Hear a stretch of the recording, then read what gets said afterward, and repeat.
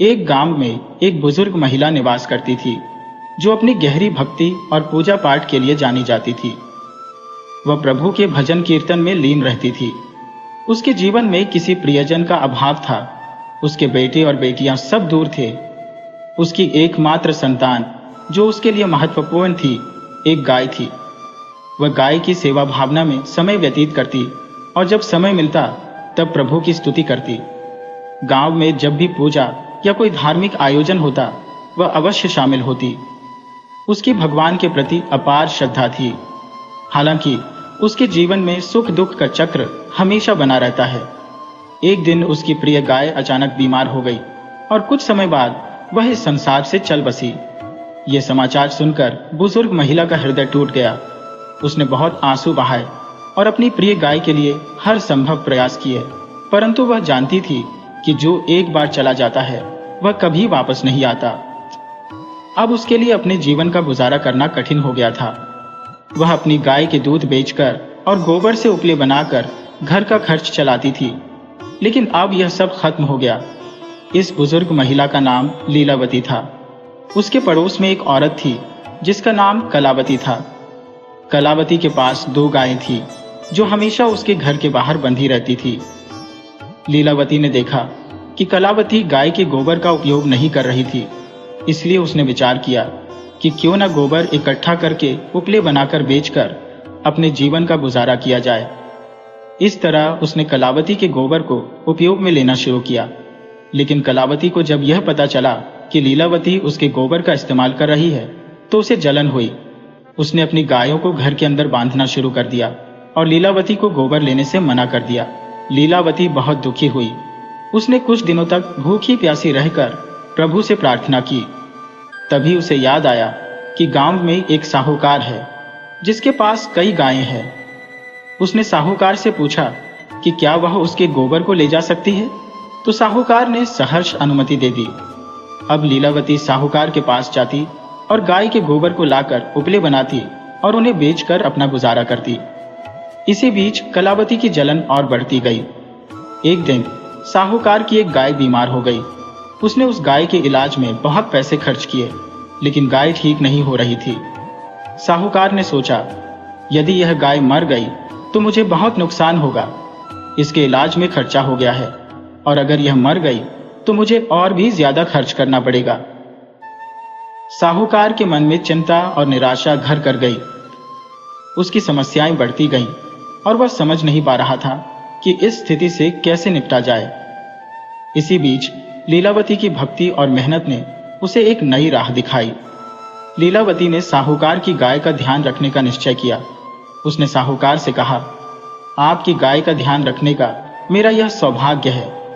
मैं इसे अपने प्रेम से ठीक करने की कोशिश करूंगी। साहूकार ने उसकी बात मान ली, क्योंकि उसे पता था कि लीलावती भगवान की भक्त है और उसके पास एक विशेष आशीर्वाद है। इस तरह लीलावती ने गाय की देखभाल शुरू की। उसने गाय को प्यार और ध्यान से सेहत में सुधार लाने का प्रयास किया। धीरे धीरे गाय की हालत में सुधार होने लगा। लीलावती की भक्ति और साहूकार की चिंता ने एक अद्भुत परिणाम दिया। इस घटना ने साहूकार को लीलावती की महानता का एहसास कराया। उसे समझ में आया कि सच्ची भक्ति और निस्वार्थ सेवा हमेशा फल देती है। लीलावती की मेहनत और साहूकार की दयालुता ने न केवल गाय की जिंदगी को बचाया, बल्कि लीलावती के जीवन में भी खुशियों का संचार किया। अब साहूकार ने लीलावती के प्रति कृतज्ञता महसूस की और उसे अपनी गायों के गोबर के लिए कभी मना नहीं किया। लीलावती ने भी अपने जीवन में संतोष पाया और प्रभु का धन्यवाद किया कि उसने उसे इस कठिनाई से उबारा। इस प्रकार लीलावती की मेहनत और भक्ति ने उसके जीवन को एक नई दिशा दी। वह अब न केवल अपनी गाय की सेविका थी, बल्कि गांव की एक प्रेरणा बन गई थी। अब वह अपने अनुभवों को साझा करती और सभी को सच्ची भक्ति का महत्व बताती। इस कहानी से हमें यह सीख मिलती है कि यदि हमारी नीयत सही है और हम सच्ची श्रद्धा से काम करते हैं, तो प्रभु हमें हमेशा सही मार्ग दिखाते हैं। ऐसे ही लीलावती की भक्ति और साहूकार की दयालुता ने दोनों को सच्चे सुख की ओर अग्रसर किया। उस साहूकार ने एक योजना बनाई कि क्यों न वह अपनी बीमार गाय उस बूढ़ी अम्मा को दे दे। उसे शायद पता भी न चले कि गाय बीमार है, और साथ ही उसे अपनी ओर से एक एहसान भी जताने का मौका मिल जाएगा। उसने बूढ़ी अम्मा को बुलाया और कहा, अम्मा, तुम इतनी दूर से आती हो और तुम्हारी उम्र भी ढल चुकी है, इसीलिए क्यों ना मैं ये गाय तुम्हें दे दूं। तुम इसके उपले बनाना और जो भी दूध निकले उसका उपयोग करना, इससे तुम्हारा गुजारा चल जाएगा और मुझे तुमसे कोई पैसे भी नहीं चाहिए। साहूकार ने राहत की सांस ली, यह सोचकर कि अब वह बीमार गाय से भी छुटकारा पा लेगा। बूढ़ी अम्मा गाय को पाकर बहुत खुश हुई। वह गाय को अपने आंगन में लेकर आई और उसे एक पेड़ के नीचे बांध दिया। अब वह रोज प्रभु का भजन करती और पूरी श्रद्धा से गाय की सेवा करने लगी। उन्हें इस बात का बिल्कुल भी अंदाजा नहीं था कि गाय बीमार है। वह गाय का दूध निकालती और सबसे पहले उस दूध का भोग माता रानी को लगाती। केवल भोग लगाने के बाद ही वह खुद खाना खाती। अम्मा की सच्ची लगन और सेवा से कुछ ही दिनों में गाय पूरी तरह से ठीक हो गई। धीरे धीरे गाय का दूध भी बढ़ने लगा। अब अम्मा हर दिन ओपले बनाकर बेचने लगी, जिससे उनकी आर्थिक स्थिति सुधरने लगी। इधर अम्मा की पड़ोसन, जो उनकी गरीबी पर हंसती थी, अब जलन से भरने लगी। उसे यह देखकर बहुत बुरा लगता था कि अब अम्मा फिर से सुखी हो रही है, लेकिन वह चाहकर भी कुछ नहीं कर सकती थी, क्योंकि अब अम्मा के पास अपनी गाय थी। एक दिन एक साधु महात्मा ब्राह्मण का भेष बनाकर अम्मा के दरवाजे पर भिक्षा मांगने आया। अम्मा ने आदर पूर्वक उन्हें भोजन परोसा और कहा, महाराज, मेरे पास ज्यादा कुछ नहीं है, लेकिन जो कुछ भी है वह आपके लिए है। साधु महात्मा ने अपनी दिव्य दृष्टि से देखा कि अम्मा ने अपने लिए रखे भोजन को ही बड़े प्रेम से उन्हें परोसा है। साधु बहुत प्रसन्न हुए और आशीर्वाद देते हुए बोले, माई, अब तुम्हारे दुख के दिन समाप्त होने वाले हैं। साधु ने अम्मा की गाय की पीठ पर हाथ फेरा और वहां से चले गए। अम्मा बहुत खुश हुई कि साधु ने उन्हें आशीर्वाद दिया। अब वह और भी ज्यादा लगन से गाय की सेवा करने लगी। कुछ दिनों बाद अम्मा की पड़ोसन ने देखा कि गाय ने सोने का गोबर किया है। वह यह देखकर दंग रह गई। उसने सोचा, अगर मैं इस सोने का गोबर ले जाऊं और इसके बदले साधारण गोबर रख दूं, तो अम्मा को पता भी नहीं चलेगा। अब वह यही चाल चलने लगी। जब भी अम्मा की गाय गोबर करती, वह सोने का गोबर उठा लेती और उसकी जगह साधारण गोबर रख देती। कई दिन ऐसे ही बीत गए। फिर एक दिन अचानक तूफान आया। अम्मा ने गाय को घर के अंदर बांध लिया। जब गाय ने घर के अंदर गोबर किया तो अम्मा ने देखा कि वह सोने का गोबर कर रही है। यह देखकर अम्मा को समझते देर नहीं लगी कि यह सब साधु महाराज के आशीर्वाद का परिणाम है। अम्मा को यह भी समझ आ गया कि अब तक उसकी पड़ोसन ही सोने का गोबर चुरा रही थी। अम्मा को अब किसी से डरने की जरूरत नहीं थी। उन्होंने सोने का गोबर इकट्ठा कर लिया और उसे बेचकर उन्होंने खूब धन कमा लिया। अब अम्मा सुखी जीवन बिताने लगी।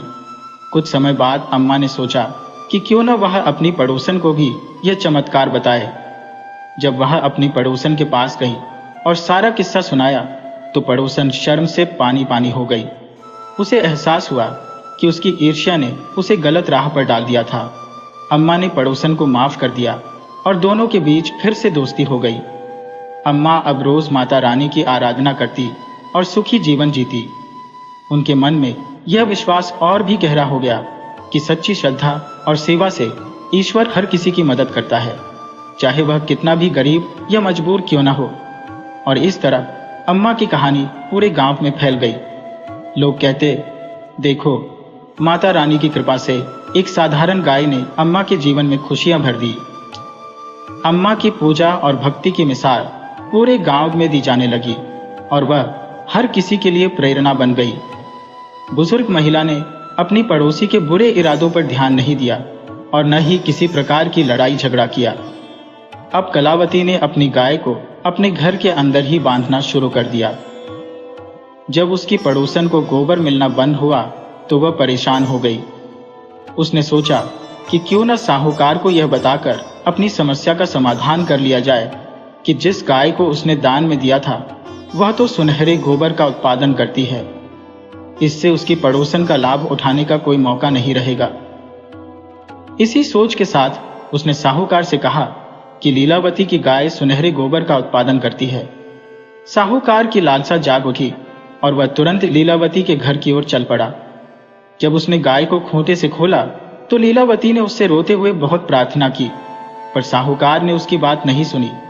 बुजुर्ग महिला ने 1-2 दिन तक न तो भोजन किया और न ही पानी। वह भूखी प्यासी बस बैठी रही। उधर साहूकार ने गाय को अपने गौशाले में बांधा और देखा कि गाय ने गोबर करके पूरा गौशाला गंदा कर दिया है। यह देखकर साहूकार बहुत परेशान हो गया। गाय ने 2 दिन में इतना गोबर किया कि साहूकार को अपनी मूर्खता पर पछतावा हुआ। उसने सोचा, मैंने जो गाय दी थी वह तो लीलावती की थी। उसकी सच्ची मेहनत और लगन के कारण ही उसे सुनहरे गोबर का फल मिला था। साहूकार ने अपने किए पर पछताते हुए लीलावती के घर लौटकर कहा, मुझे माफ कर दो, मैंने तुम्हारे साथ बहुत अन्याय किया। ये गाय तुम्हारी ही है, मैंने लालच में आकर इसे ले लिया। यह सुनकर लीलावती के चेहरे पर खुशी लौट आई। उसकी गाय वापस आ गई और उसके पास फिर से सुनहरे गोबर का उत्पादन होने लगा। लीलावती के जीवन में फिर से खुशियां लौट आई और वह धनवान हो गई। कलावती ने जब देखा कि लीलावती के घर में गाय वापस आ गई है तो वह जलन से भर गई, लेकिन वह कुछ कर नहीं सकी। उसने अपने घर में जाकर देखा कि अब तक जो सुनहरे गोबर उसने इकट्ठा किया था वह साधारण गोबर में बदल गया। इससे वह बहुत क्रोधित हुई और लीलावती को गालियां देने लगी। तुमने मेरे साथ कोई जादू किया है, मेरा सुनहरा गोबर साधारण हो गया है, उसने चिल्लाते हुए कहा। लेकिन कलावती को यह समझ नहीं आया कि भगवान की भक्ति और सही सोच ही जीवन में सफलता लाती है। वह हमेशा लालच में डूबी रही, न तो भगवान की महिमा गाती थी और न ही उनकी कृपा को समझती थी। बुजुर्ग महिला ने फिर से अपनी गाय की सेवा करने में लग गई। उसने गाय के दूध से जो भी भोजन बनाया उसका पहला भोग भगवान को अर्पित करती और फिर खुद भोजन करती। इससे उसकी भगवान पर अटूट आस्था और भक्ति प्रकट होती थी और वह हमेशा खुश रहती थी। इस कहानी से हमें यह सीखने को मिलता है कि जब हम सच्चे मन से भगवान की सेवा करते हैं तब वह हमारी सभी मनोकामनाओं को पूर्ण करते हैं। बुजुर्ग महिला की भक्ति और परिश्रम ने उसे सुख और समृद्धि दी। जय माता दी।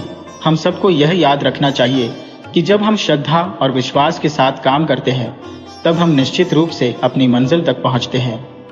एक दिन लीलावती ने सोचा कि क्यों न गांव वालों को भी इस बात की जानकारी दी जाए। उसने गांव में एक सभा बुलाई और अपनी कहानी सुनाई। उसने बताया कि कैसे भगवान की भक्ति और सच्चे कर्म से वह धनवान बनी और उसकी सभी इच्छाएं पूरी हुई। गांव के लोग उसकी बात सुनकर प्रेरित हुए। उन्होंने समझा कि सच्ची श्रद्धा और सेवा का फल हमेशा मीठा होता है। इस प्रकार लीलावती की कहानी ने पूरे गांव को एक नई राह दिखाई और सभी ने मिलकर भगवान की भक्ति करने का निश्चय किया। इस प्रकार लीलावती की भक्ति ने न केवल उसका जीवन बदला बल्कि पूरे गांव के लोगों को भी सही मार्ग पर लाया। अब वे सभी एक साथ मिलकर पूजा पाठ करते थे और अपने जीवन को संतोषपूर्वक व्यतीत करते थे। प्रभु की कृपा से अब सबके जीवन में खुशियां बिखरी हुई थी। इस प्रकार लीलावती की कहानी एक प्रेरणा बन गई जो आज भी लोगों के दिलों में अमिट छाप छोड़ती है। तो चलिए अब हम सुनते हैं धरती माता की एक पुरानी और प्रेरणादायक कथा। एक बार एक छोटे से गांव में बुढ़िया माई अपने बेटे, बहू और नन्हे नन्ही पोता पोतियों के साथ निवास करती थी। उसका परिवार बड़ा खुशहाल और संपन्न था। बुढ़िया माई एक धार्मिक और निष्ठावान महिला थी। उसने अपने जीवन के हर पड़ाव पर हर व्रत और उपवास को बड़े अनुशासन के साथ निभाया था। न सिर्फ व्रत किए बल्कि उन व्रतों का विधिपूर्वक उद्यापन भी किया जिसमें उसने अपने रिश्तेदारों और सगे संबंधियों को आदर पूर्वक बुलाकर भंडारा कराया था। बुढ़िया माई ने अपनी भांजियों और बेटियों को भी स्नेह से मारा भरा यानी उपहार दिए और जितने भी धार्मिक अनुष्ठान थे वे सभी पूरे किए। उसका प्रतिदिन का नियम था कि वह सुबह उठकर स्नान करने के बाद राधा कृष्ण मंदिर में जाकर दर्शन करती। रास्ते में जो भी उसे सबसे पहले मिलता उसे राम राम बोलकर आशीर्वाद देती और कुछ भेंट स्वरूप दिया करती। इसके साथ ही वह गायों को रोटी खिलाती, कुत्तों को भी खाना देती और चिड़ियों और कबूतरों को दाना पानी डालती। सब कुछ बड़ी शांति से चल रहा था, पर एक दिन उसकी 6 बहुओं और बेटों ने अलग रहने का निर्णय लिया। वे सब अपनी माँ के पास आए और बोले, माँ, हम अब अपने परिवार के साथ अलग रहना चाहते हैं। बुढ़िया माई ने बड़ी शांति से कहा, जैसा तुम सबको सही लगे करो, पर याद रखना यह निर्णय बिना झगड़े और बिना किसी कड़वाहट के हो। तुम्हारे पिता की भी यही इच्छा थी कि तुम सब अपने अपने हिस्से के साथ आगे बढ़ो। छाहो बेटे अपने हिस्से के साथ अलग हो गए, लेकिन सबसे छोटा बेटा और उसकी पत्नी उसी पुश्तैनी मकान में मां के साथ रहने लगे। बुढ़िया माई ने अपने सबसे छोटे बेटे से भी कहा, बेटा यदि तू भी अलग रहना चाहता है तो अपना हिस्सा लेकर अलग हो सकता है। पर बेटे ने विनम्रता से कहा, मां मुझे कहीं नहीं जाना है, मुझे आपके आशीर्वाद और साथ की जरूरत है, मैं यहीं रहूंगा। बुढ़िया माई अपने पुराने नियमों के साथ जीवन जीती रही। रोज सुबह उठकर स्नान करती, मंदिर जाती और गाय, कुत्ते, चिड़ियों को खाना देती। लेकिन एक दिन ऐसा आया जब छोटा बेटा बीमार पड़ गया। कई दिनों तक वह काम पर नहीं जा सका और धीरे धीरे घर में राशन खत्म हो गया। बुढ़िया माई समझदार थी। उसने अपनी बहू से कुछ नहीं मांगा और अपनी 2 रोटियों में से एक के 4 टुकड़े करके एक हिस्सा गाय को, एक कुत्ते को और बाकी चिड़ियों कबूतरों को दे देती। वह अपने बेटे से अब कोई आर्थिक मदद की उम्मीद भी नहीं करती थी, क्योंकि उसे पता था कि बेटा काम पर नहीं जा पा रहा है। इस कारण वह उससे एक का अर्थात छोटा सा उपहार या कुछ पैसे भी मांगना बंद कर चुकी थी। एक दिन उसकी पड़ोसन उससे मिलने आई। बुढ़िया माई की बहू ने उसकी पड़ोसन के लिए चाय और नाश्ता लाकर रखा, लेकिन पड़ोसन ने विनम्रता पूर्वक इनकार कर दिया। वह बोली, नहीं बहू, आज मेरा धरती माता का व्रत है, इसलिए मैं कुछ भी नहीं खाऊंगी। बुढ़िया माई ने यह सुनकर मुस्कुराते हुए कहा, व्रत करना बहुत पुण्य का काम है। जब तुम धरती माता का व्रत कर रही हो तब इसका फल अवश्य ही मिलेगा। कुछ समय बाद पड़ोसन चली गई, पर बुढ़िया माई के मन में कहीं एक सवाल रह गया। कभी उसका भी ऐसा समय था जब सब कुछ ठीक था। अब चीजें कठिन हो गई थी, पर उसे यकीन था कि धरती माता उसकी कठिनाइयों को जरूर दूर करेंगी। समय बीतता गया। धीरे धीरे घर में खाने पीने की समस्या बढ़ने लगी, लेकिन बुढ़िया माई ने अपनी श्रद्धा और विश्वास नहीं खोया। वह लगातार अपने नियमों का पालन करती रही, यह सोचते हुए कि हर मुश्किल समय के बाद अच्छा समय जरूर आता है। और एक दिन सचमुच एक अद्भुत चमत्कार हुआ। बुढ़िया माई का छोटा बेटा अचानक से पूरी तरह स्वस्थ हो गया और पहले से भी अधिक ऊर्जावान महसूस करने लगा। काम पर वापस जाने के बाद उसकी मेहनत का फल भी मिला और वह अब बेहतर स्थिति में आ गया। उसके बाद बुढ़िया माई के घर में फिर से समृद्धि लौट आई। वह रोज की तरह मंदिर जाती, राम राम करती और अपनी गायों, कुत्तों, चिड़ियों का ध्यान रखती। उसकी श्रद्धा और धर्म में उसकी आस्था ने उसे जीवन की हर कठिनाई से पार पा लिया। बुढ़िया ने अपनी पड़ोसी से पूछा, बहन, धरती माता का व्रत यह क्या होता है? तब पड़ोसन ने उत्तर दिया, बहन, यदि तुमने सारे दान पुण्य किए हैं, व्रत उपवास रखे हैं, तो समझ लो कि यदि तुमने धरती माता की कथा नहीं सुनी या व्रत नहीं किया तो मरने के बाद तुम्हें परलोक में पांव रखने के लिए धरती नहीं मिलेगी। बुढ़िया ने जिज्ञासा से पूछा, यह सब कैसे होता है? उसकी पड़ोसन ने विस्तार से समझाया कि परलोक में पांव रखने के लिए धरती की आवश्यकता होती है, और यदि तुमने धरती माता का व्रत नहीं किया और उनकी कथा नहीं सुनी तो तुम्हें धरती नहीं मिलेगी। अब बुढ़िया ने धरती माता की कथा और व्रत की विधि जानने की इच्छा प्रकट की। पड़ोसन ने कहा, तुम्हें 7 दिन तक धरती माता की कथा सुननी होगी और साथ में व्रत भी रखना होगा। उसने बुढ़िया को व्रत की संपूर्ण विधि भी बताई और थोड़ी देर बाद वह वापस अपने घर लौट गई। अब बुढ़िया चिंतित हो गई कि घर में राशन नहीं है, पैसे नहीं है, तो धरती माता का व्रत कैसे किया जाए। उसने कुछ विचार किया और अपनी 7वीं बहू को भेजा कि वह 6 बड़ी बहुओं को बुलाए।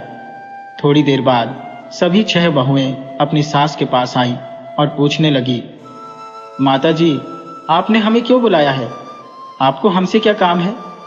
बुढ़िया ने कहा, बेटियों, मैंने अपने जीवन में सभी व्रत उपवास किए हैं और उनका उद्यापन भी कर दिया है, लेकिन मैंने धरती माता की न तो कथा सुनी है और न ही व्रत किया है।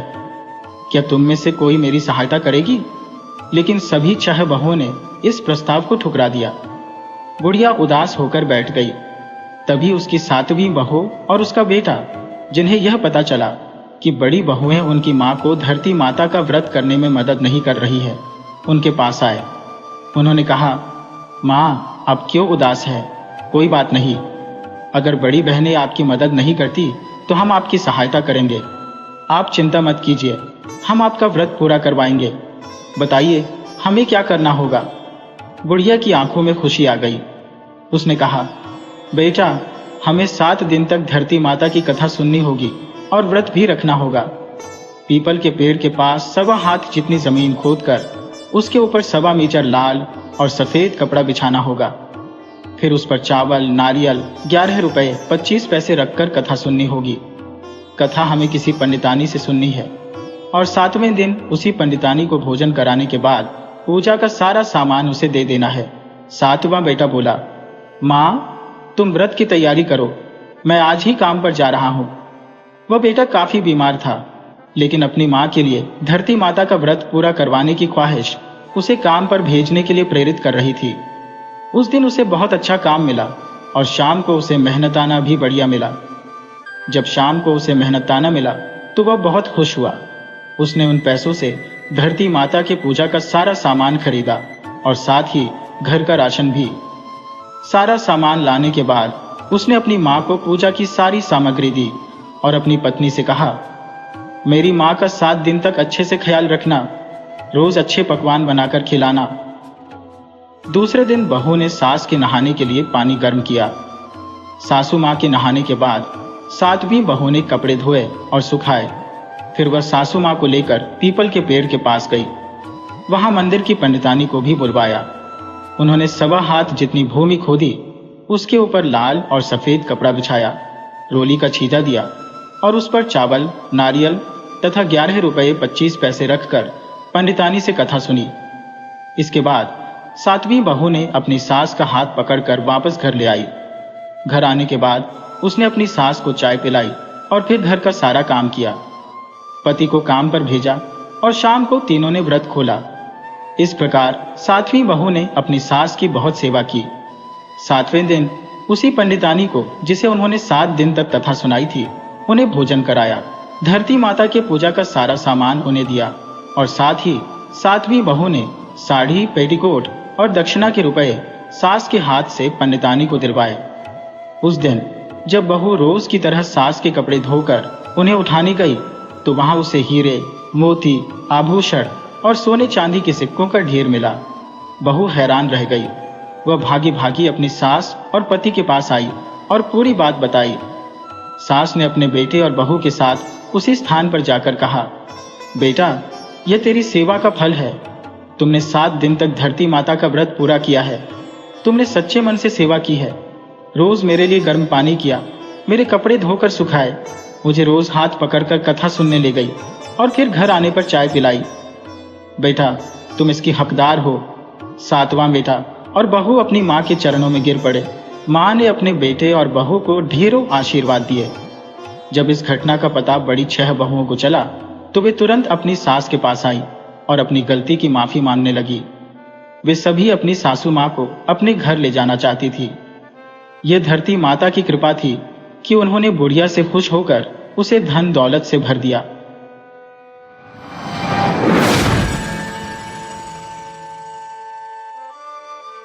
राधिका एक छोटे से गांव में अपने माता पिता और भाई बहनों के संग निवास करती थी। राधिका के माता पिता खेत खलिहान में मेहनत मजदूरी करते थे और गायों पालते थे। सब बच्चे अपने माँ बाप के कामों में हाथ बटाते थे। राधिका पर श्री कृष्ण की विशेष कृपा थी। अगर किसी का कोई भी काम पूरा नहीं होता और अगर राधिका श्री राधा कृष्ण जी के मंदिर जाकर पुष्प अर्पित कर उनसे विनती करती तो वह कार्य अवश्य संपन्न हो जाता। गांव के चारों ओर बस खुशहाली ही खुशहाली थी। गांव वाले इस समृद्धि का श्रेय राधिका को देते थे। वह पूरे गांव की बेटी थी और सभी की लाडली थी। चैत्र मास के प्रथम दिन, जो कि हिंदू नव वर्ष का आरंभ होता है, पूरे गांव वाले राधा कृष्ण के मंदिर में एकत्रित होकर पूजा करते थे। राधिका पुष्प अर्पित कर भगवान से निवेदन करती थी कि यह नया वर्ष सभी के लिए मंगलमय हो। सच में उस वर्ष हर किसी का जीवन सुख समृद्धि से भर जाता था। चाहे कितनी भी बड़ी विपत्ति क्यों ना आ जाए, गांव का बाल भी बांका नहीं होता था। ऐसा लगता था मानो स्वयं श्री कृष्ण उस गांव की रक्षा कर रहे हो। अब वह गांव राधिका के नाम से ही पहचाना जाने लगा था। हर दृष्टि से गांव में सुख शांति का वास था। राधिका उस गांव की जान थी। इसके पीछे एक वजह यह थी कि बहुत समय पहले उस गांव में एक भीषण महामारी फैली थी। ऐसा प्रतीत होता था कि कोई भी जीवित नहीं बचेगा, परंतु जिस दिन राधिका का जन्म हुआ वह महामारी ऐसे गायब हो गई मानो कभी थी ही नहीं। गांव में चारों ओर खुशहाली छा गई, सभी रोग मुक्त हो गए, जीवन में उमंग आ गई। तभी से गांव वालों ने राधिका को क्षीरधारानी का अवतार मान लिया और तभी से हर शुभ कार्य की शुरुआत राधिका से ही होने लगी। यदि गांव में किसी के घर बच्चे का जन्म होता तो छठी के दिन पहली खीर राधिका को ही खिलाई जाती थी।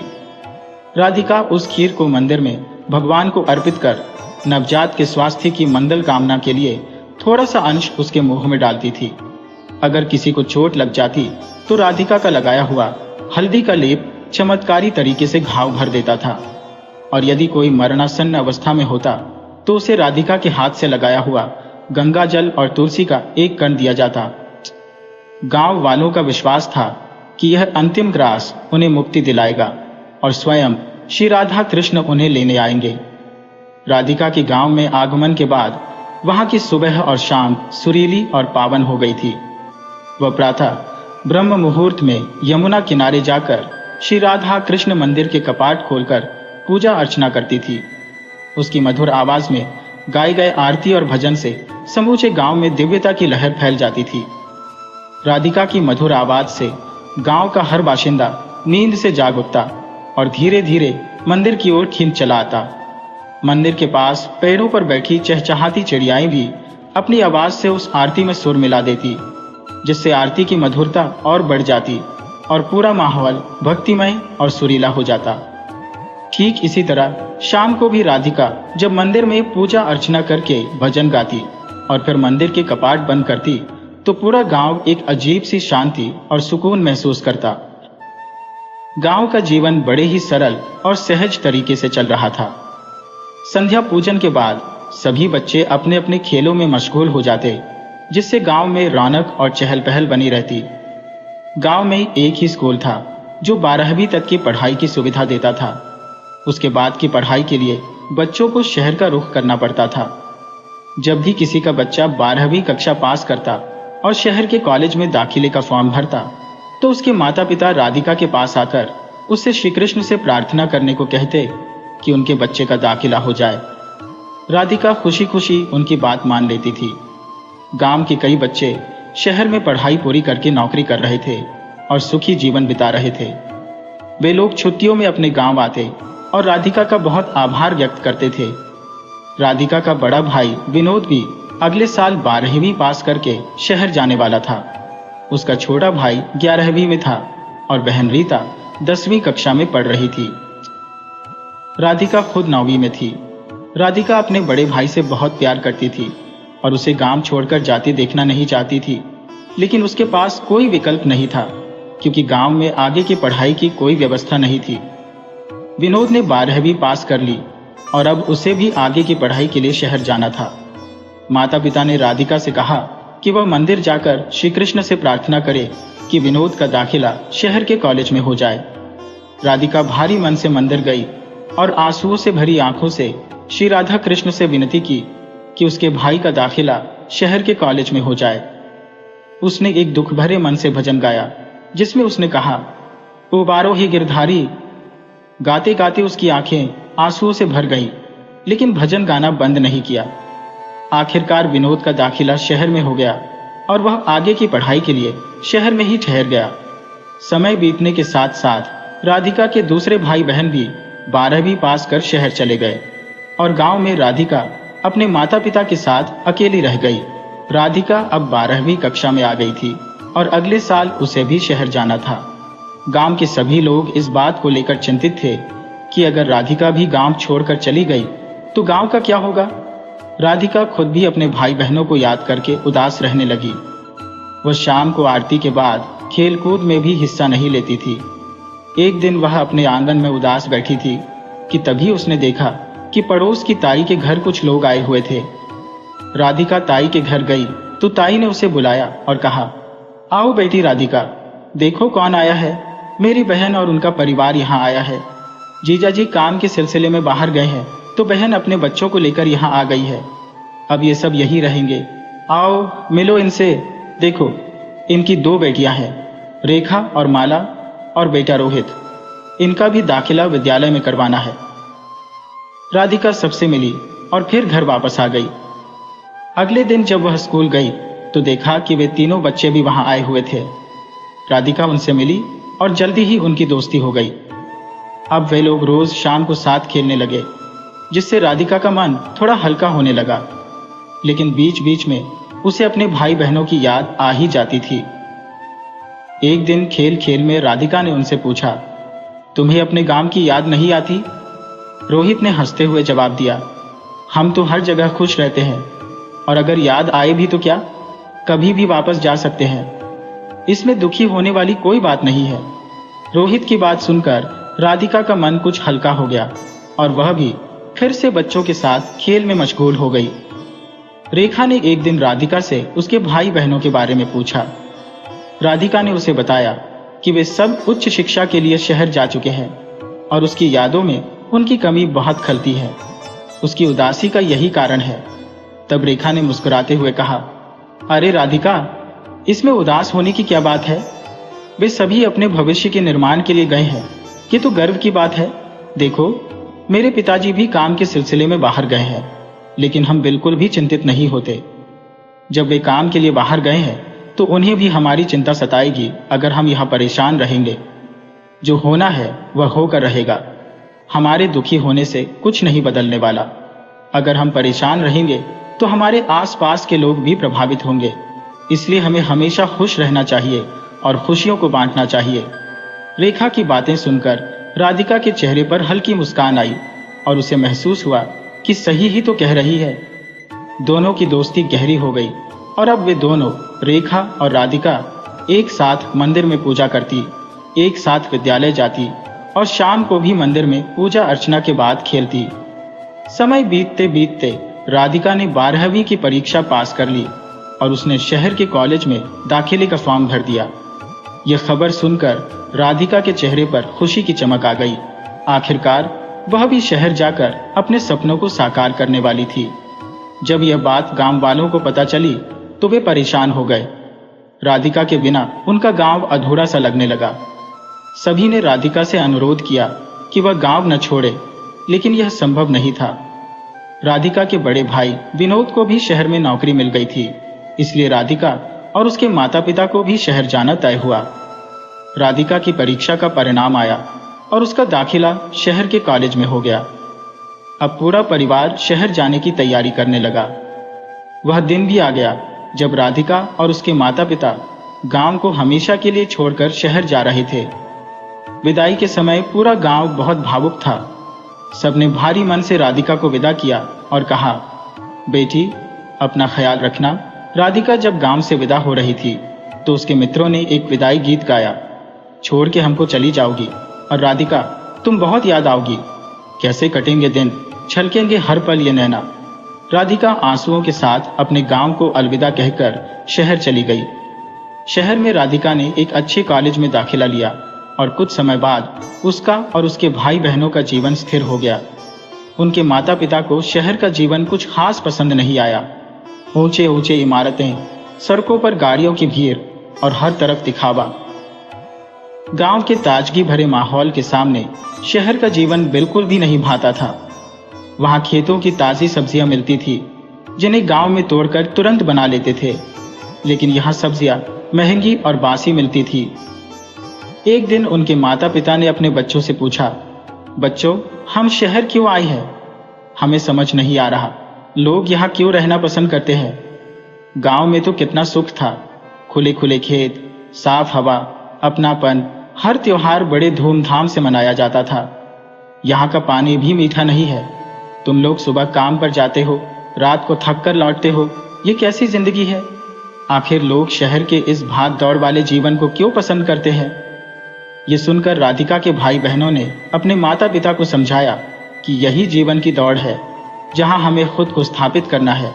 और इसी दौड़ में हम सब शामिल हैं। उनके माता पिता भी धीरे धीरे इस बात को समझने लगे, लेकिन फिर भी उनके मन में गांव की यादें हमेशा ताजा रही। विनोद बोला, आप लोग नहीं समझ पाओगे, कोई बात नहीं। अगर आपको शहर में मन नहीं लग रहा तो आप लोग वापस गांव जा सकते हो, लेकिन पहले हम सबकी शादी तो हो जाने दो। ये सुनते ही उसके माता पिता खामोश हो गए। विनोद के पिता बोले, अच्छा, अब हमें तुम्हारी और यश के विवाह की तैयारी करनी चाहिए। तुम दोनों बताओ, तुम्हें गांव की कन्या चाहिए या शहर की? विनोद ने बेबाकी से जवाब दिया, पिताजी, हमें शहर की कन्या चाहिए। गांव की कन्या शहर में एडजस्ट नहीं कर पाएगी और यहाँ दोनों को मिलकर रोजगार भी करना पड़ता है। विनोद के पिता ने कहा, ठीक है बेटे, तो बताओ कन्या कैसे ढूंढेंगे? विनोद ने मुस्कुराते हुए कहा, शहर में तो कन्याएं कंप्यूटर के माध्यम से ढूंढी जाती हैं। यह सुनकर राधिका के पिता हैरान रह गए और बोले, बेटा, ये सब तो हमें नहीं आता। अगर तुम्हें आता है तो खुद ही देख लो। गांव में तो हम अपनी जात बिरादरी में ही रिश्ते खोजते हैं, सब एक दूसरे को अच्छी तरह जानते हैं। अगर तुम्हारा शहर का कंप्यूटर भी ऐसा ही करता है तो हमें कोई आपत्ति नहीं है। तुम्हें जो ठीक लगे करो, हमें तो बस तुम्हारी शादी करनी है, फिर हम अपने गांव लौट जाएंगे। हाँ, अमृता और राधिका के लिए भी किसी अच्छे घर का रिश्ता देख लेना, क्योंकि वे भी शहर में ही नौकरी कर रही है और यही रहना चाहेंगी। जितना जल्दी हो सके ये काम निपटा दो। विनोद ने कंप्यूटर पर चारों के विवाह के लिए विज्ञापन डाल दिया। बहुत से प्रस्ताव आने शुरू हो गए। विनोद ने एक लड़की को पसंद किया और उसका विवाह उसी से कर दिया गया। किंतु विवाह के बाद विनोद ने अपने माता पिता से कहा, पिताजी, अब हम इस घर में नहीं रह सकते। घर छोटा है और सभी के लिए पर्याप्त जगह नहीं है। हम अलग रहेंगे। माता पिता ने भी सहमति जताई। कोई बात नहीं बेटा, जैसा तुम्हें सही लगे। विनोद अपनी पत्नी को लेकर अलग घर में चला गया। यश का भी विवाह एक उपयुक्त कन्या के साथ हो गया। अब राधिका और रीता की शादी की चिंता थी। रीता के लिए भी एक अच्छा रिश्ता आया और उसका भी विवाह हो गया। अब घर में केवल राधिका का विवाह बाकी था। घर में रोज रोज विवाद होने लगे, क्योंकि तीनों, राधिका, यश और उसकी पत्नी, नौकरी करते थे। किसी के पास घर के कामों के लिए समय नहीं था। माता पिता का भी ध्यान कोई नहीं रख पाता था। तीनों सुबह नौकरी पर जाते और देर रात लौटते। माता पिता पूरे दिन अकेले रहते और बहुत परेशान हो गए थे। उन्हें समझ नहीं आ रहा था कि क्या करें। वे चाहते थे कि जल्द से जल्द राधिका का विवाह हो जाए और फिर वे दोनों अपने गांव वापस चले जाए। घर के रोजमर्रा के कामों को लेकर राधिका और यश की पत्नी में झगड़ा होने लगा। राधिका गांव के संस्कारों में पली बड़ी थी, इसलिए उसका आचरण धार्मिक था। वही यश की पत्नी आधुनिक विचारों की थी। उसका पहनावा भी मॉडर्न था। वह सिर पर पल्ला नहीं रखती थी और साड़ी पहनना उसे पुराना लगता था। वह खुले विचारों की थी, इसलिए चाहती थी कि कोई उसे घर के काम या समय पर आने जाने के लिए न टोके। राधिका भी अब दुखी रहने लगी थी। जब वह सुबह सुबह उठकर पूजा करती तो यह यश की पत्नी को नागवार गुजरता। वह कहती, मैं देर रात तक जागी हूँ और राधिका की सुबह की आवाज़ें मुझे परेशान करती है। राधिका जब सुबह सुबह खाना बनाती तो उसमें भी कमियां निकाली जाती। माता पिता की सेवा करना भी उसे पसंद नहीं था। वह कहती, कोई नर्स या आया रख लो, मैं पहले ही ऑफिस का काम करके थक जाती हूँ। यश और विनोद को राधिका के दुख की कोई चिंता नहीं थी। विनोद अलग घर में था और यश अपनी पत्नी के साथ मस्त रहता था। शहर में रहने के लिए विनोद ने लोन लिया था, जिसकी हर महीने किस्त चुकानी पड़ती थी। माता पिता बहुत परेशान थे। उन्हें समझ नहीं आ रहा था कि इस नए जीवन से कैसे निपटें। वे रोज के झगड़े से दुखी थे और चाहते थे कि जल्द से जल्द राधिका की शादी हो जाए और वे वापस गांव लौट जाए। विनोद का परिवार अब बड़ा हो चुका था। उसके बच्चे भी अब स्कूल जाने लगे थे, किंतु इस परिवार की खुशियों पर कर्ज का बोझ ऐसा मंडरा रहा था जैसे बादलों का गहन अंधकार। विनोद पर इतना कर्ज हो गया था कि वह अपने माता पिता पर गांव का घर बेचने का दबाव डालने लगा। उसने कहा, आप दोनों को तो बस एक कमरे में ही रहना है, बाकी के खेत और घर के अन्य कमरे बेच दो। उन पैसों से मेरा कर्ज भी उतर जाएगा और राधिका की शादी भी हो जाएगी, वरना हमारे पास राधिका की शादी के लिए एक भी पैसा नहीं है। राधिका के माता पिता असमंजस में थे। वे सोच रहे थे, आखिर हम शहर क्यों आए? शहर की यह चकाचौंध भरी जिंदगी तो आते ही थम जाती है। यहाँ तो इंसान अपनी पूरी उम्र पैसे कमाने में ही गंवा देता है और अपनी जिंदगी को जीना ही भूल जाता है। विनोद पूरे दिन दफ्तर में रहता है और रात में घर लौटता है। इस वजह से वह न व्यायाम कर पाता है, न ही अपनी सेहत का ध्यान रख पाता है और इस व्यस्त जीवन शैली ने उसे तमाम बीमारियों की चपेट में ला खड़ा किया है। 2 कमरों के मकान की ईएमआई भरने में इतनी मुश्किल हो रही है, जबकि गांव में तो एक बड़ा सा घर था जिसमें पूरा परिवार आराम से रह सकता था। वहां खेत थे जहां तरह तरह की फसलें उगाकर स्वादिष्ट भोजन प्राप्त किया जा सकता था। खेतों में काम करते करते खुद ब खुद व्यायाम भी हो जाता था, जिससे रोग पास नहीं फटकते थे। वहां शहरों जैसी गाड़ियों की रेलम पेल भी नहीं थी, न ही प्रदूषण। हवा ताजा और साफ रहती थी और सबसे बड़ी बात, वहां अकेलापन नहीं था। शहर की इस भाग दौड़ भरी जिंदगी में बुजुर्ग अक्सर अकेलेपन की वजह से ही मौत की नींद सो जाते हैं। गांव में तो जब शादियां होती थी तो पूरा गांव और आसपास के गांव भी शामिल होते थे। किसी भी बात की कोई कमी नहीं होती थी। पर शहर में तो शादी का मतलब ही कर्ज में डूब जाना है। विनोद और यश दोनों ही माता पिता पर दबाव बना रहे थे कि जल्द से जल्द राधिका की शादी कर दी जाए, वरना यश की पत्नी हमेशा के लिए मायके चली जाएगी और घर का वातावरण बिगड़ जाएगा। राधिका, जो गांव की लाडली थी, ये सब अपनी आंखों के सामने घटता देख रही थी।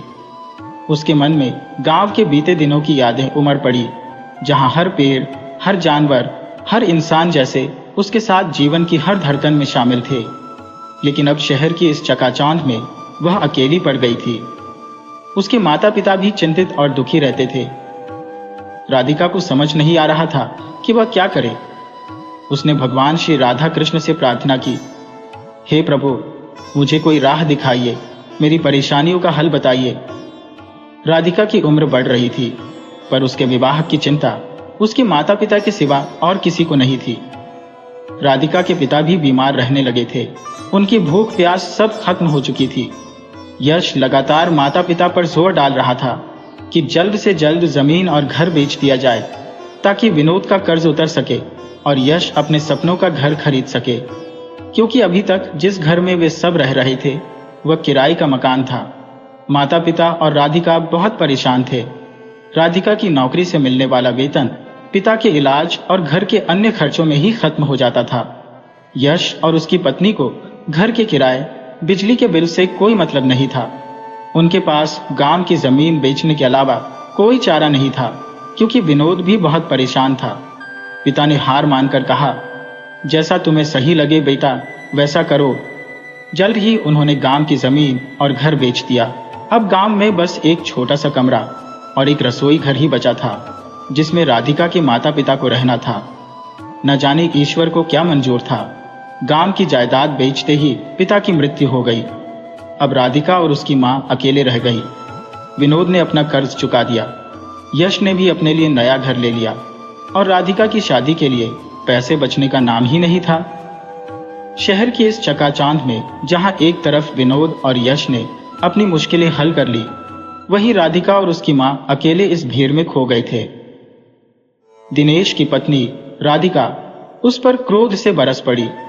हालात इस कदर बिगड़ चुके थे कि राधिका की मां ने ठान लिया कि वह राधिका को वापस गांव ले जाएगी। राधिका के विवाह के लिए पैसों की कमी थी और उसके दोनों भाई उससे कन्नी काटे हुए थे। रीता अपनी गृहस्थी में मशगूल थी और मां का हालचाल जानने भी नहीं आती थी। राधिका ने यह स्वीकार कर लिया था कि अब उसका विवाह होना नामुमकिन है। यह सोचकर उसने अपनी नौकरी से इस्तीफा दे दिया और मां के साथ गांव लौटने का निर्णय किया। जब राधिका अपने गांव के स्टेशन पर उतरी तो स्टेशन सूना पड़ा था। वहां से गांव पहुंचने के लिए उन्होंने एक बैलगाड़ी ली, जिसे एक बुजुर्ग व्यक्ति हाँक रहा था। राधिका और उसकी मां उसे पहचानती थी। राधिका ने कहा, राम राम काका, कैसे हो? घर में सब कैसे हैं? बुजुर्ग ने जवाब दिया, राम राम बिटिया, मैं तो ठीक हूँ, घर में सब कुशल मंगल है। तुम आ गई? बाकी लोग कहाँ हैं? राधिका ने मुस्कुराते हुए कहा, हाँ काका, आ गई, और फिर बाकी सवालों को अनसुना कर दिया। राधिका की मां ने पूछा, भैया, इस उम्र में भी बैलगाड़ी क्यों चला रहे हो? आराम के दिन है अब तुम्हारे। काका ने दुख भरी हंसी हंसते हुए कहा, क्या बताऊं भाभी, अब सब कुछ पहले जैसा नहीं रहा। याद है जब आप लोग गांव छोड़कर जा रहे थे, तब राधिका ने श्री राधा कृष्ण से प्रार्थना की थी। याद है राधिका बिटिया? राधिका ने सिर हिलाते हुए कहा, हाँ काका याद है। मैंने प्रार्थना की थी कि शहर जाने के बाद कोई भी श्री राधा कृष्ण के मंदिर में आकर शहर जाने की मन्नत मांगे तो उसकी मुराद पूरी हो। काका बोले, हाँ बिटिया, तुम्हारे जाने के बाद धीरे धीरे और भी बच्चे बड़े हुए और मंदिर में मन्नत मांगकर शहर चले गए। मेरे दोनों बेटे भी काम की तलाश में शहर गए। काम मिल भी गया, लेकिन शहर में मकान खरीदने के लिए पैसे की जरूरत पड़ी तो मैंने यहाँ की जमीन बेच दी और उन्हें दे दिए। अब वह कहते हैं कि थोड़े दिन बाद मुझे भी शहर ले जाएंगे। पत्नी तो रही नहीं, अकेला बचा हूँ। जब तक शहर नहीं जाता तब तक बैलगाड़ी चलाकर अपना गुजर बसर कर लेता हूँ। गांव तो अब सूना पड़ गया है, कुछ ही परिवार बचे हैं। धीरे धीरे सब शहर चले जाएंगे। गांव अब किसे अच्छा लगता है, आराम तो शहर में ही है। राधिका चुपचाप आसपास का दृश्य देखने लगी। काका ने पूछा, वैसे तुम वापस कैसे आई? राधिका की मां ने उत्तर दिया, मेरे पति की मृत्यु के बाद मन कहीं लगता नहीं भैया। मेरी तबीयत ठीक नहीं रहती और गांव आने का मन कर रहा था, इसलिए मैंने राधिका से कहा और वह मेरे साथ आ गई। काका ने कहा, अच्छा किया, इसी बहाने मंदिर में भजन कीर्तन होगा। क्यों राधा बिटिया, अभी भी पूजा करती हो या भूल गई? वैसे तुम्हारे जाने के बाद मंदिर की देखभाल करने वाला भी कोई नहीं बचा। सब अपने अपने कामों में व्यस्त हो गए। किसी का भी गांव में मन नहीं लगता। धीरे धीरे सभी शहर चले गए। राधिका काका की बातें सुनकर उदास हो गई। उसने किसी तरह खुद को संभाला और काका का ध्यान दूसरी बातों पर लगाया।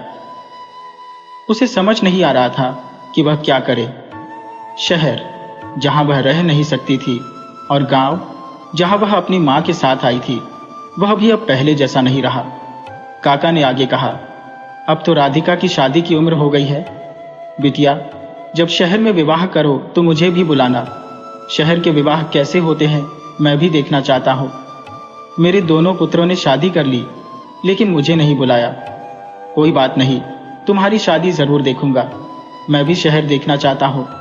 शहर अच्छे होते होंगे, तभी तो जो भी वहां जाता है वापस नहीं आता। कभी कभी घूमने या जमीन जायदाद बेचने ही आते हैं और फिर हमेशा के लिए शहर में बस जाते हैं। शहर सच में गांव से अच्छे होते होंगे बिटिया। राधिका यह सुनकर चुप थी, क्योंकि वह तो शहर की सच्चाई देख चुकी थी और इसलिए ही गांव वापस आई थी।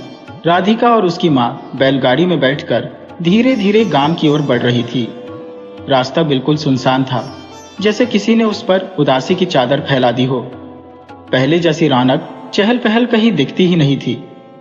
राधिका ने काका से पूछा, काका, हमारे खेत और घर कौन खरीद रहा है? काका ने भारी मन से उत्तर दिया, बिटिया, यहाँ बहुत से परदेसी हैं जो अपने ऐशो आराम के लिए फार्म हाउस बना रहे हैं। कभी कभी मौज मस्ती के लिए आ भी जाते हैं। जैसे जैसे बैलगाड़ी आगे बढ़ी, राधिका को गांव के खेत नजर नहीं आए। चारों ओर ऊंची ऊंची दीवारें खड़ी थी और हर तरफ आलीशान फार्म हाउस नजर आ रहे थे। उसने निराशा से कहा, काका, यहाँ तो खेत बचे ही नहीं। लगता है जैसे हम सीमेंट के जंगल से गुजर रहे हैं। मन ही मन वह सोचने लगी, जिस जगह को छोड़कर हम लोग शहर की ओर भागे थे, अब वहीं पर दूर देश के लोग आकर बसे हुए हैं। आखिर ऐसा क्या कारण है जो उन्हें यहाँ खींच लाया? सीधी सी बात है, जैसे हमारे शहर रहने लायक नहीं बचे, वैसे ही उनके देश भी अब जीने लायक नहीं रहे होंगे। हमने इस शहरीकरण का पाठ इन्हीं विदेशियों से तो सीखा है। एक दिन आएगा जब हम भी प्रकृति की गोद में लौटने को मजबूर होंगे। आज मुझे अपनी भूल का एहसास हो रहा है। काश मैं कभी शहर नहीं गई होती, पुराने दिन वापस आ जाते। ये सोचकर उसकी आंखों में आंसू छलक आए। उसने किसी तरह खुद को संभाला। काका ने आगे कहा, बिटिया, तुम लोगों ने भी तो सब कुछ बेच दिया। जाओ कभी अपने खेत देखने, वहां भी अब एक भव्य फार्म हाउस खड़ा है। मगर बिटिया, वे लोग तुम्हें अंदर नहीं जाने देंगे। हमसे कहते हैं कि हमें पसंद नहीं करते। बहुत अजीब लगता है जब कोई तुम्हारी ही जमीन पर तुम्हारे साथ अजनबी जैसा बर्ताव करे। लेकिन क्या करें बिटिया, हमने ही तो इन विदेशियों को अपनी जमीन का मालिक बनाया है। हमारे यहाँ तो अतिथि को भगवान माना जाता है। अतिथि देवो भव की परंपरा में पल्ले बड़े हम अतिथि का आदर सत्कार करते हैं, लेकिन ये लोग हमें इंसान भी नहीं समझते। हमारे साथ ऐसा व्यवहार करते हैं जैसे कोई आवारा पशु उनके दरवाजे पर आ गया हो। ये लोग अपने पालतू जानवरों तक से अच्छा बर्ताव करते हैं, लेकिन हमारे साथ नहीं। कोई बात नहीं, हम लोग तो यहाँ सदा के लिए रहने वाले नहीं। एक दिन सब अपने शहर लौट जाएंगे, फिर कौन आएगा यहाँ? काका ने एक गहरी सांस लेते हुए कहा, मैं तो वापस मुड़कर भी नहीं देखूंगा। सही कह रहा हूं ना बिटिया? राधिका काका की बातें सुनकर एकदम चुप हो गई। उसकी आंखों में फिर से आंसू छलक आए। वह क्या बताए काका को कि सच्चाई क्या है। बैलगाड़ी धीरे धीरे आगे बढ़ती जा रही थी और राधिका को गांव के खेतों की जगह फार्म हाउस नजर आ रहे थे। उसने काका से पूछा, यहां तो खेत बचे ही नहीं, सब जगह फार्म हाउस बन गए हैं। इनकी देखभाल कौन करता है? काका ने बताया, बिटिया ये लोग यहाँ नौकर रखते हैं, ये नौकर ही उनकी देखभाल करते हैं। ये विदेशी लोग तो बस कभी कभी आते हैं। गांव में अब कुछ ही घर बचे हैं जिनमें परिवार रह रहे हैं, लेकिन वे भी बिक जाएंगे और उनके परिवार भी शहर चले जाएंगे, फिर वहां भी फार्म हाउस बन जाएंगे। तुम कभी अपने खेत देखना, वहां बहुत सुंदर फार्म हाउस बना है, मगर वे लोग तुम्हें अंदर नहीं जाने देंगे। हम लोगों को तो ये पसंद ही नहीं करते। राधिका के दिल पर जैसे किसी ने घाव कर दिया हो। वह कुछ भी कहने की स्थिति में नहीं थी, बस गांव की इस बदलती तस्वीर को देखती रही। राधिका चुपचाप बैठी विचारों के समंदर में गोते लगा रही थी। गांव छोड़कर शहर की चकाचौंध के पीछे भागने के लिए मन ही मन खुद को कोस रही थी। उसकी सोच ने उसे घेर लिया। आखिर क्यों हम सब अपने गांव के सुकून को छोड़कर सिर्फ एक बेहतर जीवन की उम्मीद में शहर की ओर रुख करते हैं। शहरी जीवन में हर कोई व्यस्त, लेकिन एकदम अकेला। सब अपने में उलझे, कोई अपनापन नजर ही नहीं आता। गांव की खूबसूरती, वहां की सरलता और पवित्रता अब उसे सपनों जैसी लगने लगी थी। गांव में हर कोई एक दूसरे के साथ बिना किसी स्वार्थ के खड़ा रहता है। वहां के घर बड़े बड़े होते हैं, आंगन में खेलते बच्चे, पास ही बहती हुई नदी, चारों ओर फैले हरे भरे खेत और सुबह की पहली किरण के साथ पक्षियों की चहचहाहट, जैसे एक नए जीवन का संगीतमय स्वागत हो।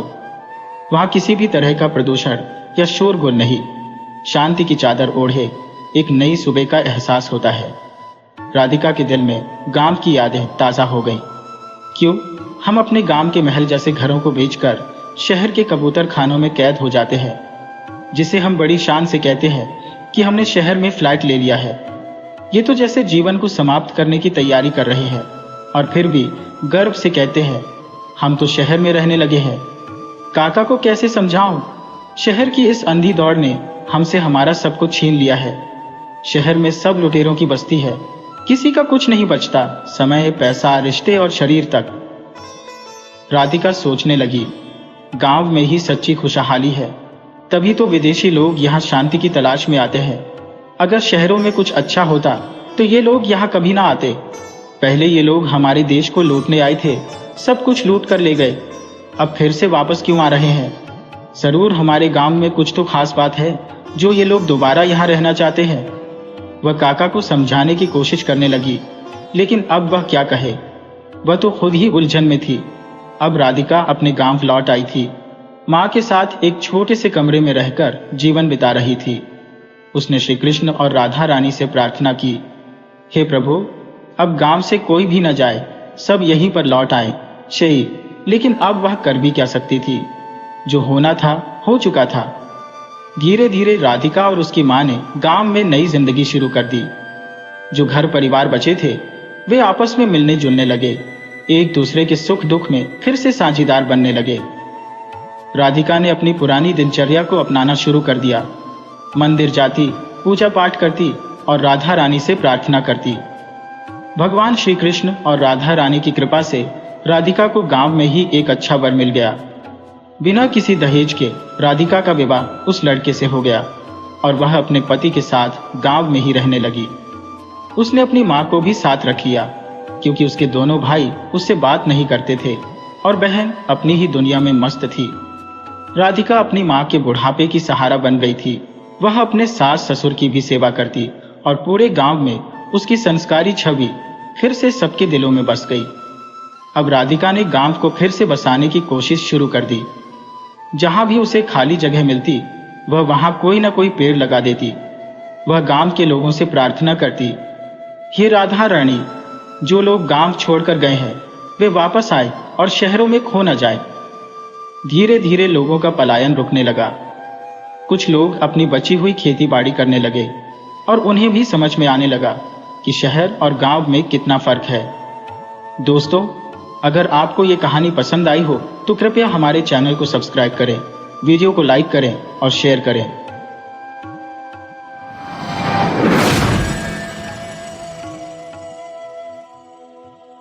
एक छोटे से गांव में बिमला और कमला नाम की दो पड़ोसनें निवास करती थी। दोनों के बीच एक गहरा बंधन था, लेकिन बिमला के मन में कमला के प्रति एक छुपी हुई जलन थी। दोनों अवसान माता की पूजा में समर्पित थी, लेकिन बिमला हमेशा कमला से दिखावे की होड़ में लगी रहती थी।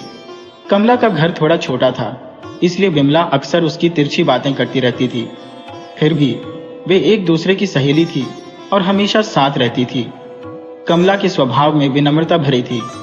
वह सच्चे मन से भगवान की उपासना करती थी।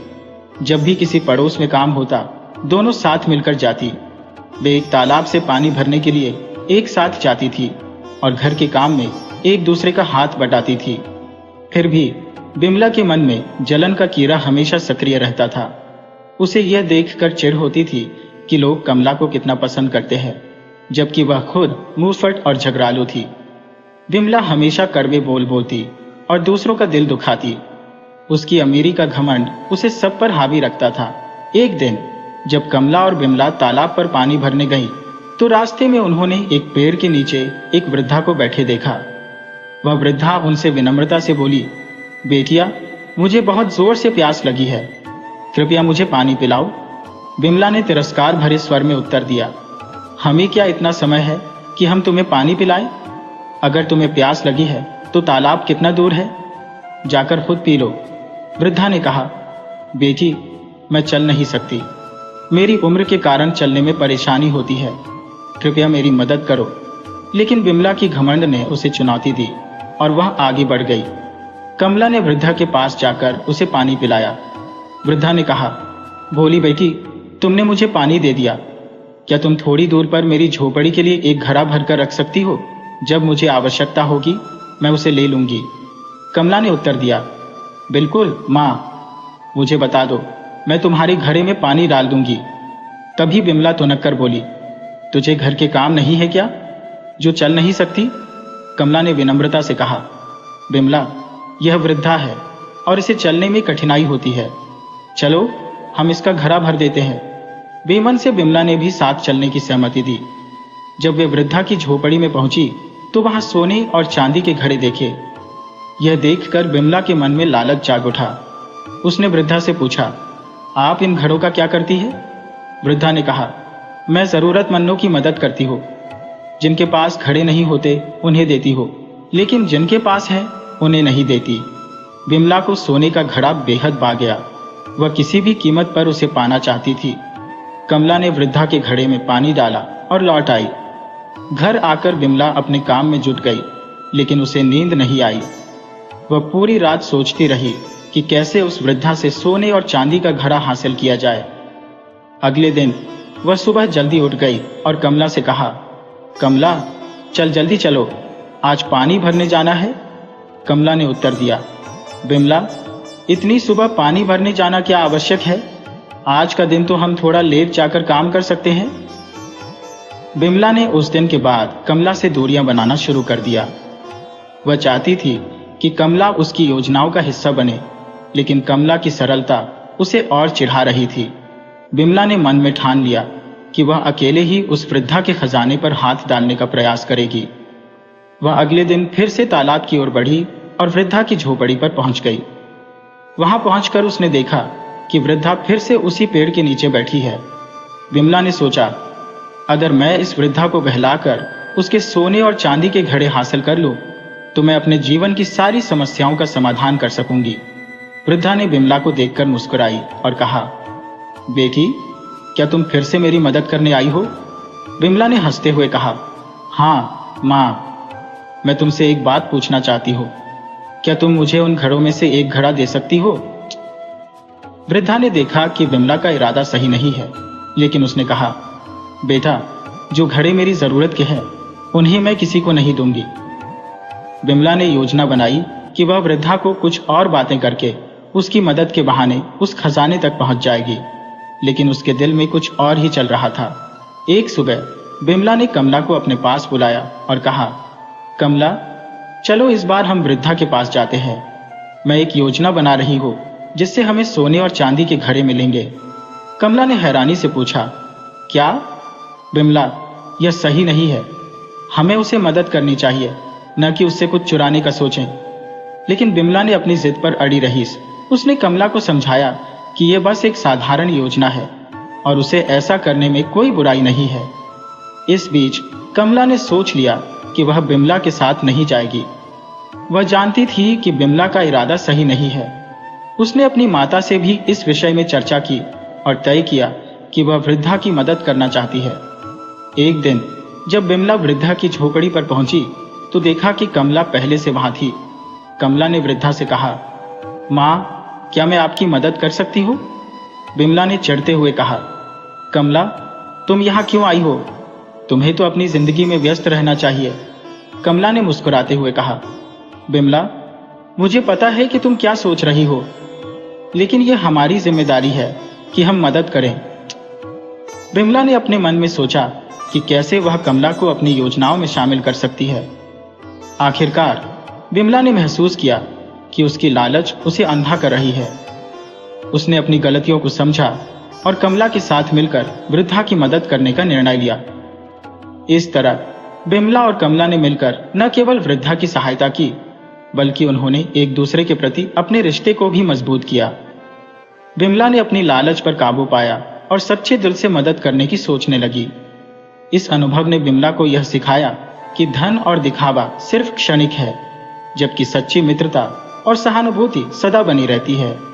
अब वे दोनों एक नई दृष्टि के साथ जीवन जीने लगी, जहां वे केवल खुद के लिए नहीं बल्कि दूसरों की भलाई के लिए भी जीने लगी। कमला और विमला के बीच एक अजीब सी खींचतान हो रही थी। एक दिन जब कमला ने देखा कि उसके पास बहुत सारे काम हैं, तो उसने सोचा, चलो जल्दी से तालाब से पानी भर लाते हैं। वह विमला के साथ पानी भरने के लिए निकल पड़ी। दोनों ने अपने अपने घड़े उठाए और तालाब की ओर चल पड़ी। जब वे तालाब पर पहुंची तो विमला ने पहले से ही एक चालाक योजना बना रखी थी। उसने थोड़ा पानी के अंदर जाते हुए कहा, कमला, मेरा घड़ा पकड़ो, मुझसे यह उठ नहीं रहा है। कमला ने भी अपने घड़े को संभाले रखा था, लेकिन जब उसने विमला का घड़ा उठाने की कोशिश की तो उसका संतुलन बिगड़ गया। दोनों के घड़े जमीन पर गिर गए और टूट गए। विमला का पारा चढ़ गया। वह गुस्से से लाल होकर कमला को बुरा भला कहने लगी। कमला ने शांत रहते हुए कहा, विमला, इसमें मेरी क्या गलती है? मेरा घड़ा भी टूट गया है। चलो मेरे घर चलते हैं, मैं तुझे दूसरा घड़ा दे दूंगी। मेरे घर पर घड़े रखे हुए हैं। विमला बोली, नहीं, मेरे पास इतना समय नहीं है। मुझे आज बहुत सारा काम करना है और मुझे सब कुछ जल्दी जल्दी करना है। घर जाने में तो बहुत देर हो जाएगी। कमला ने सुझाया, चलो उस बूढ़ी माँ की झोपड़ी में चलते हैं जहां हम कल गए थे। वह कह रही थी कि जिसको घड़ा चाहिए वह ले सकता है। विमला ने तुरंत हामी भर दी। दोनों बूढ़ी माँ की झोपड़ी की तरफ चल पड़ी। जब वे झोपड़ी पहुंची, बूढ़ी माँ हंसते हुए बोली, आओ बेटी, क्या चाहिए? विमला जल्दी से बोली, बूढ़ी माँ, मेरा घड़ा टूट गया है। कमला ने इसे तोड़ दिया। कृपया मुझे एक नया घड़ा दे दीजिए। बूढ़ी माँ ने मुस्कुराते हुए कहा, अंदर कई घड़े रखे हैं, जाकर ले लो। विमला तुरंत अंदर गई और सोने का चमचमाता हुआ घड़ा उठा लिया। उसकी आंखों में लालच चमकने लगा। बूढ़ी माँ ने फिर कहा, कमला, तुम भी एक घड़ा ले लो। कमला ने नम्रता से कहा, नहीं माँ जी, मेरे घर में घड़ा है, मैं वहीं से ले लूंगी। लेकिन बूढ़ी माँ के बार बार कहने पर कमला ने भी एक मिट्टी का साधारण सा घड़ा उठा लिया। जब वे दोनों पानी भरकर वापस लौटने लगी, बूढ़ी माँ ने उन्हें एक आखिरी बात कही, ये घड़े साधारण नहीं है, इनमें गुप्त धन छिपा है, लेकिन तुम्हें वही मिलेगा जैसा तुम्हारा कर्म है। अगर अच्छे कर्म होंगे तो अच्छा फल मिलेगा और बुरे कर्म के साथ बुरा ही मिलेगा। विमला के मन में खुशी की लहर दौड़ गई। वह मन ही मन सोचे जा रही थी, मुझे सोने का घड़ा मिल गया है, अब मैं इसे बेचकर अमीर हो जाऊंगी। वह कमला को मूर्ख समझ रही थी। कमला तो झोपड़ी से मिट्टी का घड़ा उठा लाई, यही कारण है कि वह गरीब है। जब कमला अपने घर पहुंची और उसने पानी डालने के लिए घड़ा उठाया तो उसकी आंखें फटी की फटी रह गईं। मिट्टी के साधारण घड़े से सोने, चांदी, हीरे और मोती निकल रहे थे। वह चकित थी, लेकिन उसे समझ आया कि बूढ़ी माँ की बात सच थी, इंसान को उसके कर्मों का ही फल मिलता है। वहीं दूसरी ओर विमला अपने सोने के घड़े को देखकर बहुत खुश थी। वह मन ही मन सोचे जा रही थी, अब मैं इसे पिघलाकर जेवर बनवा लूंगी। लेकिन जैसे ही उसने घड़े को तोड़ने की कोशिश की, घड़ा खाली निकला। उसकी सारी उम्मीदें धूल में मिल गईं। कमला के अच्छे कर्मों ने उसे दौलत दी, जबकि विमला का लालच उसे ठग कर चला गया। अंत में यह समझ आई कि जीवन में सच्ची संपत्ति हमारे कर्म होते हैं, न कि बाहरी दिखावा। जब विमला और कमला ने देखा कि अचानक ऐसा क्या जादुई घटित हो गया, तो उनकी आंखें विस्मय से चौड़ी हो गईं। वहीं जब विमला ने अपने घर का पानी खाली करना शुरू किया, तो दूसरे घड़े से अजीबोगरीब कीड़े रेंगने लगे। ये कीड़े उसके शरीर पर चढ़कर उसे काटने लगे, जिससे विमला का शरीर लहूलुहान हो गया और उसकी त्वचा पर काले धब्बे उभर आए। यह नजारा देखकर विमला जोर जोर से रोने लगी। कमला, जो उसके पड़ोस में थी, उसकी कराही सुनकर दौड़ी आई। उसने विमला की स्थिति देखकर आश्चर्य से भर गई और पूछा, विमला, ये सब क्या हो रहा है? विमला ने कहा, मुझे नहीं पता, लगता है इस पानी में कुछ जादू है। उसने वृद्धा को गालियां देनी शुरू कर दी। कमला ने विमला को शांत करते हुए कहा, इस तरह मत बोलो, शायद तुमने कुछ गलत किया होगा। देखो, मेरे घर में तो हीरे मोती निकल रहे हैं। ये सुनकर विमला और भी ज्यादा जलन महसूस करने लगी और फिर से बुढ़िया को गालियां देने लगी। उसकी पीड़ा बढ़ती जा रही थी। इस पर कमला ने सुझाव दिया कि चलो हम उस वृद्धा के पास चलते हैं और उनसे माफी मांगते हैं। मरता क्या न करता वाली स्थिति में विमला ने चलने का निर्णय लिया और उसी झोपड़ी की ओर बढ़ी जहां वे पहले मिली थी। लेकिन वहां जाकर देखा तो न तो झोपड़ी थी और न ही वृद्धा। यह देखकर वह चिल्लाने लगी। वह तुरंत वापस कमला के पास आई और बोली, वह तो जादूगरनी बूढ़ी थी जिसने कुछ जादू कर दिया, अब यहां उसका कोई निशान नहीं है। कमला ने उसे समझाते हुए कहा, तुम्हें समझना चाहिए, वह कोई देवी शक्ति थी जिसे तुम पहचान नहीं पाई। तुम उनसे माफी मांगो, क्योंकि भगवान दयालु होते हैं।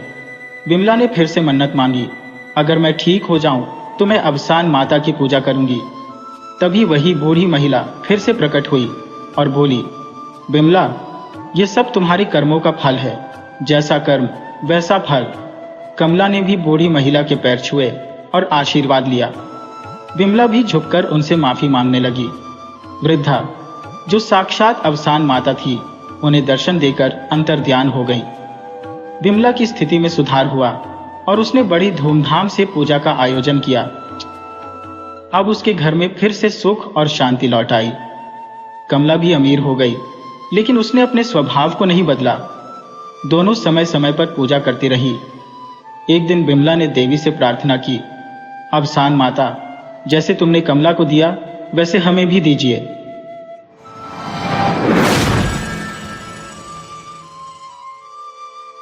किसी जमाने की बात है, बादलपुर नामक नगर की धरा पर एक सरल लेकिन मेहनती व्यक्ति रहता था, जिसका नाम किशन था।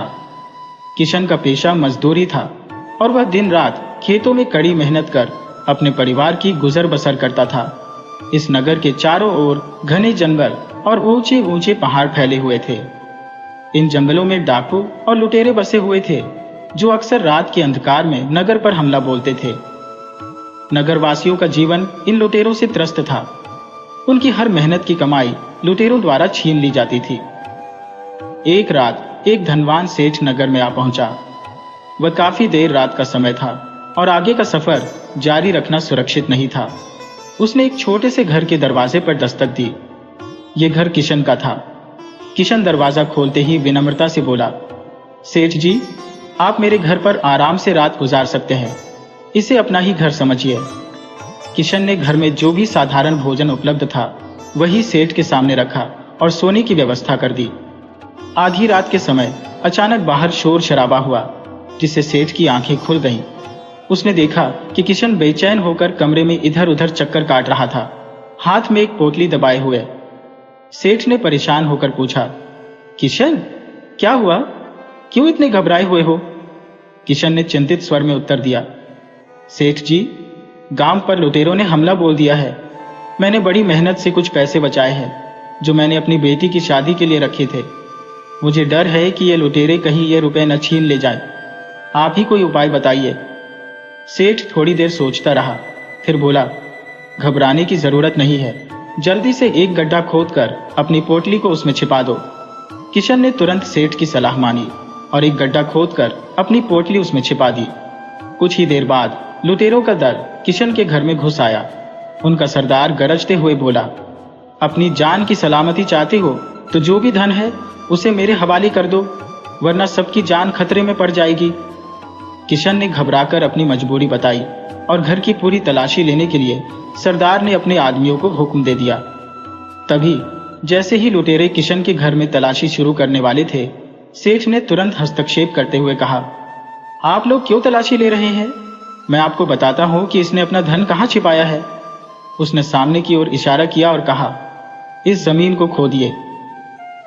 लुटेरों ने सेठ की बात मानकर जमीन खोद डाली। कुछ समय बाद उन्हें एक पोटली मिली जिसमें किशन का धन छिपा हुआ था। लुटेरों ने वह पोटली निकाल ली और किशन को खूब खरी खोटी सुनाने लगे। इसके बाद लुटेरे वहां से चले गए। अब किशन को सेठ पर शक होने लगा। वह सोचने लगा, यह सेठ जरूर लुटेरों का साथी है, तभी तो उसने मुझे पहले ही जमीन में धन दबाने की सलाह दी और फिर लुटेरों को सही जगह का पता भी बता दिया।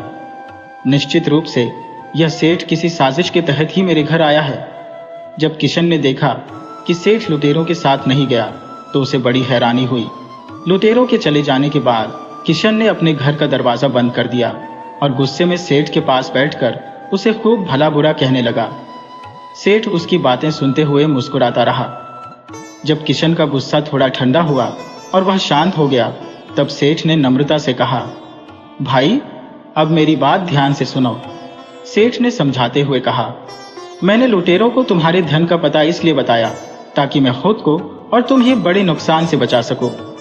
तुम नहीं जानते, अगर लुटेरे तुम्हारे घर की पूरी तलाशी लेते तो उनके हाथ न सिर्फ तुम्हारा धन बल्कि मेरी पोटली भी लग जाती। मेरी पोटली में मेरा बहुत सारा धन और जेवर था जिसे मैं बेचने के लिए दूसरे शहर जा रहा था। मैंने लुटेरों को तुम्हारे धन की ओर मोड़कर उनका ध्यान भटकाया ताकि वे मेरी पोटली तक न पहुंच सके। इतना कहकर सेठ ने अपनी पोटली निकाली और उसमें से काफी सारा धन किशन को दे दिया। फिर वह बोला, यह सारा धन अब तुम्हारा है, तुम्हारे नुकसान की भरपाई के लिए। साथ ही ये कुछ गहने हैं जो तुम्हारी बेटी की शादी के लिए मेरी ओर से उपहार है। अब तुम उसकी शादी बड़े धूमधाम से करना। ये सब देखकर किशन का आश्चर्य सीमा पार कर गया। वह सोचने लगा कि सेठ ने कितनी चालाकी और सूझबूझ से इस पूरी परिस्थिति को संभाला था। अगले दिन सुबह होते ही सेठ ने अपने घर लौटने की तैयारी की और बिना किसी विघ्न के सुरक्षित अपने गंतव्य पर पहुंच गया। इधर किशन ने अपनी बेटी की शादी बड़ी धूमधाम से संपन्न की। जीवन में जो कठिनाइयां थी वह अब पीछे छूट गईं और वह अपने परिवार के साथ सुखमय जीवन व्यतीत करने लगा।